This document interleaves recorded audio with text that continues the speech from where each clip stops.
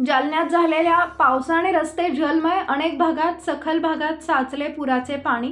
पाण्यामुळे नागरिकांना येण्या जाण्यासाठी करावी लागते कसरत। जालना महापालिका प्रशासन नागरिकांना मूलभूत सोयी सुविधा पुरवत नसल्याने भाजपा आमदार बबनराव लोणीकर यांनी व्यक्त केली नाराजी। जालन्यात काल मुसळधार पावसाने हजेरी लावली, त्यामुळे शहरातील अनेक सखल भागात पाणी साचले। जालना शहरातील अनेक रस्ते जलमय झाले असून वाहनधारकांना आपली वाहन चालवण्यासाठी मोठी कसरत करावी लागते। जालन्यातल्या माऊली नगर भागात पावसाचं पाणी साचल्याने वाहनधारकांची चांगलीच तारांबळ होती। त्याशिवाय अंबड चौफुली ते नूतन वसाहत दरम्यान रस्त्यावर मोठमोठाले खड्डे असल्याने खड्ड्यांमध्ये पावसाचे पाणी साचले, त्यामुळे वाहन चालकांना इन्कम टॅक्स कॉलनी भागात पाणी साचलेलं आहे। या खड्ड्यातून मार्ग काढताना कसरत करावी लागते। दरम्यान जालना महापालिका प्रशासन नागरिकांना मूलभूत सुविधा पुरवत नसल्याने भाजपा आमदार बबनराव लोणीकर यांनी आज दिनांक 4 ऑगस्ट रोजी दुपारी 2 वाजेच्या दरम्यान नाराजी व्यक्त केली आहे। जालना शहरामध्ये शहराची स्वच्छता आहे, शहरातले रस्ते आहेत, शहरातल्या पिण्याच्या पाण्याचा प्रश्न आहे, शहरातल्या रोडवरच्या लाईटचा प्रश्न आहे।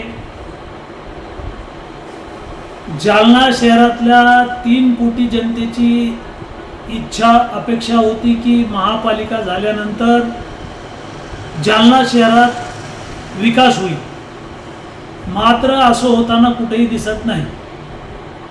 मी पाणी पुरवठा स्वच्छता खात्याचा मंत्री असताना 152 कोटी रुपयाच्या पिण्याच्या पाण्याची योजना आम्ही मंजूर केली, तिचं उद्घाटन झालं, योजनेचं काम पूर्ण झालं। त्यामध्ये मोठ्या प्रमाणावर नवीन टाक्या बांधण्यात आल्या, नवीन पाईपलाईन टाकली, जुनी पाईपलाईन पूर्ण डॅमेज झाली होती। नगरपालिका असताना जी परिस्थिती होती त्यात महापालिका झाल्यानंतर कुठलाही बदल झालेला नाही। पाऊस असल्यामुळं शहरात जागोजाग पाण्याचे खळगे साचलेले, रस्ते खराब झालेले। महापालिका आयुक्त यांना आम्ही जिल्हा नियोजन विकास मंडळाच्या बैठकीमध्ये हे प्रश्न सांगितले होते। पूर्वीच्या काळात नगरपालिकेला जिल्हा नियोजन विकास मंडळाचे 5 कोटी रुपये मिळायचे। मी पालकमंत्री झाल्यावर मी 5 कोटीवरून 3 लाख शहराची वस्ती असणाऱ्या या शहराला 15 कोटी रुपयाचा निधी दरवर्षी द्यायचो। आता पालकमंत्री आहेत, यांच्याशी आम्ही बोललो, DPTC मध्ये हा विषय मांडला। जालना शहराचे लोकप्रतिनिधी सुद्धा या मीटिंगमध्ये होते।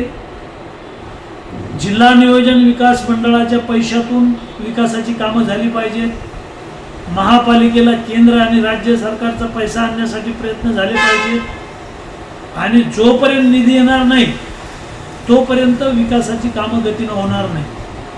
शहरात प्रचंड अस्वच्छता आहे।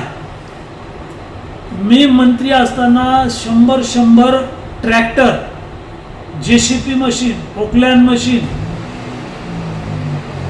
व्यापारी उद्योगपती यांच्याकडून आम्ही मदत घेतली आणि शहरातली 10 वर्षाची 15 वर्षाची साचलेली घाण, जागोजाग पडलेले उकांडे हे सगळे उचलण्यासाठी 10-10 हजार लोकांनी स्वच्छता अभियान राबवलं।